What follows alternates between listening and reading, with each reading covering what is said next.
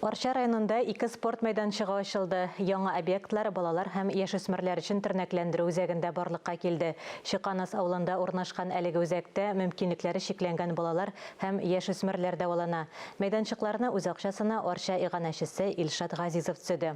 Эшмәкәр үзе дә бала чагыннан спорт белән мауга, башкаларны да спортка җәлеп итү максаты белән футбол манежлары һәм спорт майданчыклары төзергә булган. Ачылыш тантанасында Илшат Газизовка район башлыгы һәм авылдашлары рәхмәт белдерде.